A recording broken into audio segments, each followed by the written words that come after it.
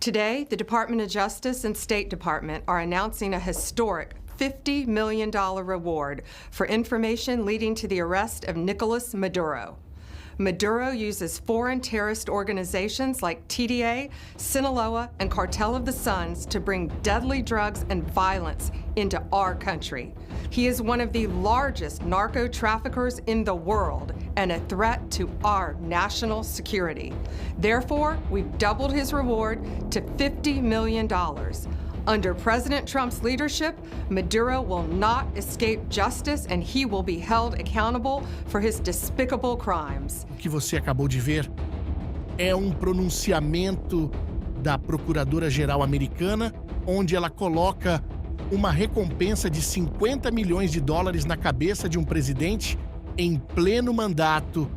E isso não é algo normal, porque Maduro não é apenas mais um ditador que os Estados Unidos não gostam. Ele acabou de ser oficialmente classificado como chefe de uma organização terrorista. E sabe o que isso significa? Que os americanos agora podem fazer coisas que nunca fizeram antes. Coisas como enviar navios de guerra direto para o Caribe. E foi exatamente isso que Trump fez. Destroyers, aeronaves de vigilância, uma operação militar completa acontecendo agora nas águas próximas à Venezuela. E no meio dessa tensão toda, a Rússia fez algo muito estranho. Mas vamos começar pelo que está acontecendo neste exato momento. Enquanto você assiste este vídeo, uma frota militar americana está patrulhando o Mar do Caribe. Não estamos falando de alguns barcos da guarda costeira. Estamos falando de destroyers da classe Arleigh Burke, aeronaves de vigilância AWACS, drones Guardian e navios de combate litorâneo. Uma demonstração de força que não se via na região há décadas. Essa mobilização faz parte das operações antinarcóticos aprimoradas do Comando Sul-Americano. O centro de comando fica em Key West, na Flórida, onde uma organização única chamada Força-Tarefa Interagências Conjunta Sul coordena pessoal de todos os ramos das Forças Armadas, agências federais como a DEA, que é a Agência Antidrogas Americana, e oficiais de ligação de 22 nações parceiras. Mas aqui está o detalhe que muda tudo. Pela primeira vez na história, cartéis de drogas foram oficialmente classificados como organizações terroristas estrangeiras. Isso não é apenas uma mudança de nome, é uma revolução legal que permite aos Estados Unidos fazerem coisas que nunca puderam fazer antes. Mas antes de explicarmos o que isso significa na prática, tem algo que você precisa saber. Semana passada, um avião cargueiro russo passou 3 dias no Brasil, na base aérea de Brasília. Depois voou para a Bolívia, onde desligou o seu transponder. O sistema que permite rastrear a aeronave e identificar sua localização. Pouco tempo depois, reapareceu em Caracas, na Venezuela. Em outras palavras, o avião sumiu do radar propositalmente durante parte do voo. O governo brasileiro não explicou o motivo da visita, mas os parlamentares do país questionaram a entrada sem autorização do governo. Seria isso uma coincidência? Antes de responder, preciso te explicar uma coisa. Afinal, o que significa transformar cartéis em terroristas? Bem, durante décadas, grupos como o Cartel de Sinaloa eram classificados como organizações criminosas transnacionais, ou seja, grupos que operam em vários países, atravessando fronteiras internacionais. E isso limitava as ações americanas a operações policiais tradicionais, investigações, apreensões, prisões. Mas agora, com a designação de organização terrorista estrangeira, as regras do jogo mudam completamente. Primeiro, porque isso permite uma guerra financeira total. Os Estados Unidos podem agora congelar todos os ativos desses grupos no sistema financeiro global. Qualquer banco, empresa ou pessoa que faça negócios com eles enfrentará sanções secundárias. Para se ter uma ideia, esse é o mesmo tratamento dado a Al-Qaeda ou ao Estado Islâmico. E essa ferramenta é devastadora, porque isola os grupos economicamente do sistema financeiro internacional. Segundo, e este é o ponto mais radical, autoriza ação militar direta. Trump assinou uma diretiva secreta permitindo que o Pentágono prepare operações militares contra esses grupos, incluindo em solo estrangeiro, sem consentimento do país anfitrião. Pela primeira vez, membros de cartéis podem ser tratados como combatentes inimigos não criminosos. Isso abre a porta para ataques de precisão com drones ou operações de forças especiais. Terceiro, expande dramaticamente as penalidades legais. Qualquer pessoa que forneça qualquer tipo de apoio material a esses grupos pode ser processada sob leis antiterrorismo, com penas muito mais severas que crimes de drogas tradicionais. Até mesmo pagar taxas de extorsão para operar em território controlado por cartéis pode ser interpretado como apoio material ao terrorismo. Mas, afinal, quem são exatamente esses novos terroristas? Olha, o primeiro alvo é o cartel de Sinaloa, uma das organizações criminosas mais antigas e poderosas do México.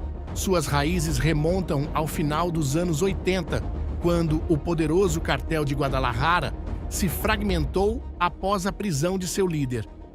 Dessa divisão, nasceu a facção de Sinaloa, que cresceu rapidamente durante os anos 90.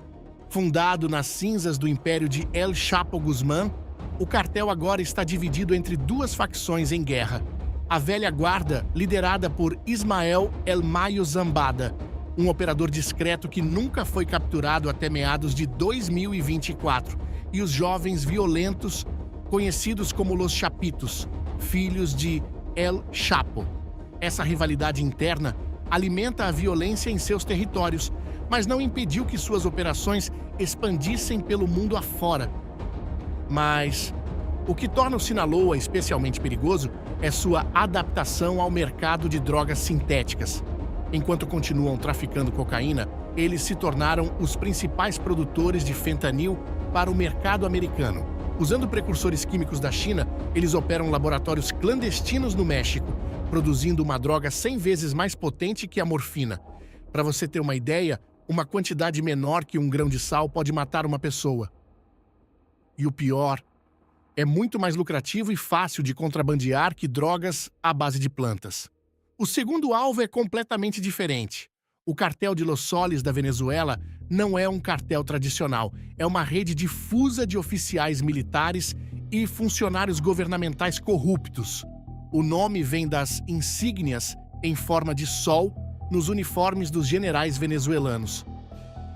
Analistas o descrevem como uma estrutura sem hierarquia clara, pouco organizada, que funciona mais como rede de indivíduos corruptos usando posições oficiais para facilitar tráfico.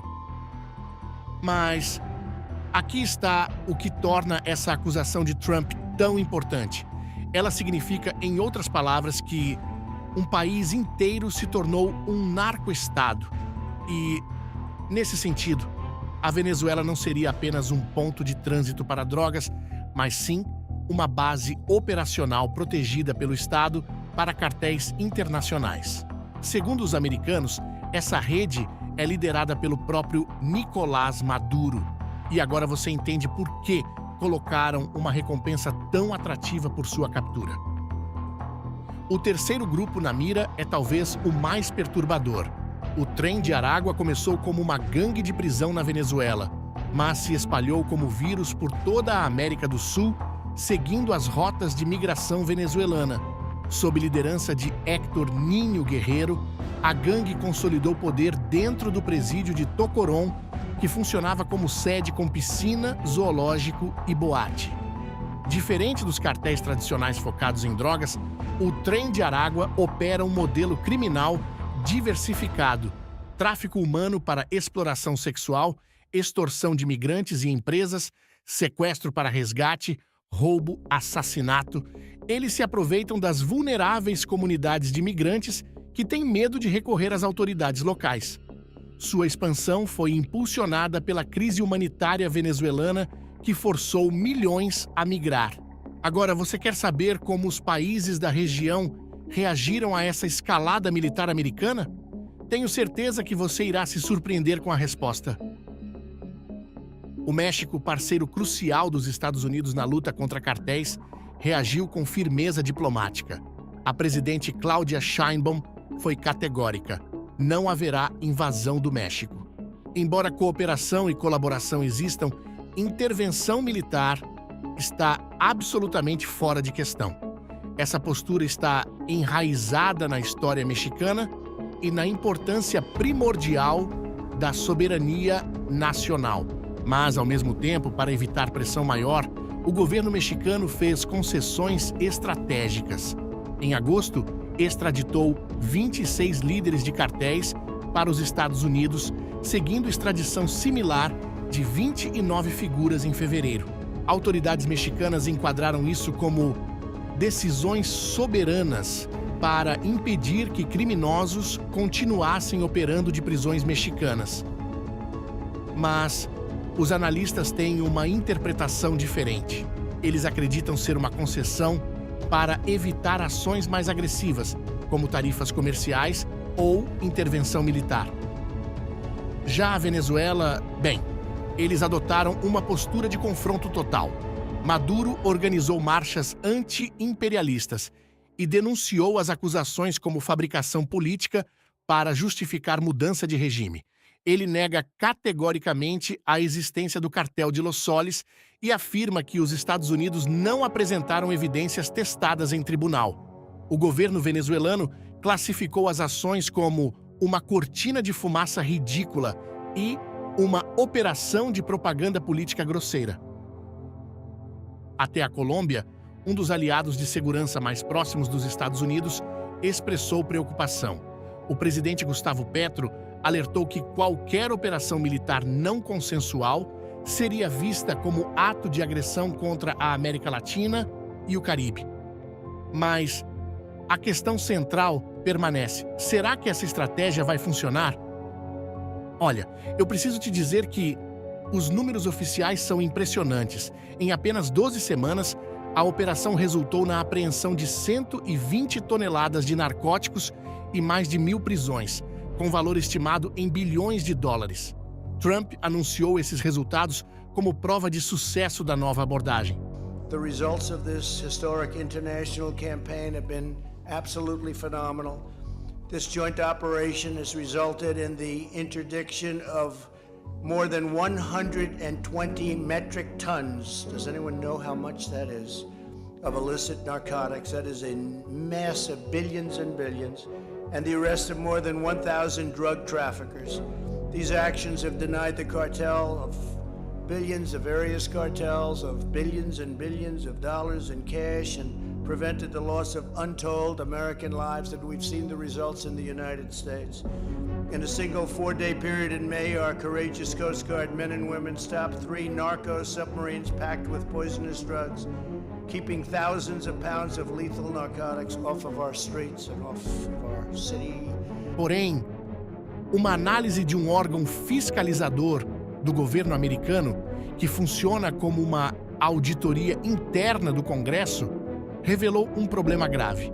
O Departamento de Defesa não mediu se a operação realmente funcionou e não tem plano para avaliar isso no futuro. Em outras palavras, eles definiram objetivos, mas não criaram forma de medir se estão alcançando esses objetivos. E essa crítica bate num problema antigo das operações militares contra drogas, algo que chamam de efeito balão. É simples. Quando você aperta um balão numa parte, ele incha em outra. Se aumentam a patrulha no Caribe, os traficantes simplesmente mudam de rota. Vão por terra pela América Central, fazem rotas mais longas pelo Pacífico ou escondem drogas em cargas comerciais legais. Os cartéis são extremamente adaptáveis. Eles encaram as apreensões como parte do custo de fazer negócio, como uma empresa que já calcula impostos e perdas. Os lucros são tão enormes que conseguem absorver essas perdas facilmente. A história nos mostra que, mesmo quando confiscam toneladas de drogas, isso quase não afeta o preço nas ruas americanas, muito menos a pureza das substâncias. É aquela velha história: enquanto houver gente querendo comprar, sempre vai ter alguém vendendo. Agora, lembra do misterioso avião russo que falamos logo antes? Então, justamente durante essa escalada de tensões entre Estados Unidos e Venezuela, uma aeronave militar russa sancionada pelos americanos fez uma rota estranha. Partiu de Moscou, foi para Argel, para Brasília, Bolívia e aterrissou em Caracas, a capital venezuelana. Ficou 3 dias escondida na base aérea brasileira, desligou o transponder durante parte do voo para sumir do radar e não declarou destino.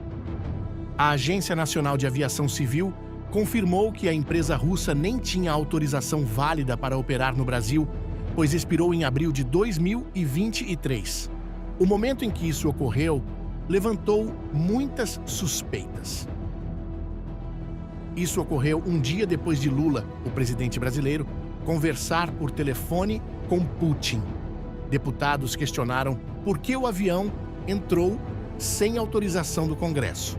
Não registraram movimentação de carga no terminal público, mas isso não significa que não houve atividade na área militar da base. O governo brasileiro também não explicou o motivo da visita. Isso sugere que o conflito no Caribe é muito maior que uma simples guerra às drogas.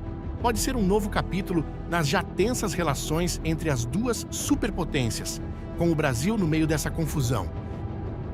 Mas, então, o que isso tudo significa? Como você pode ver, transformar cartéis em terroristas mudou completamente a política americana para a América Latina. Trocou décadas de cooperação, mesmo que imperfeita, por confronto direto e pressão. Os resultados imediatos são impressionantes.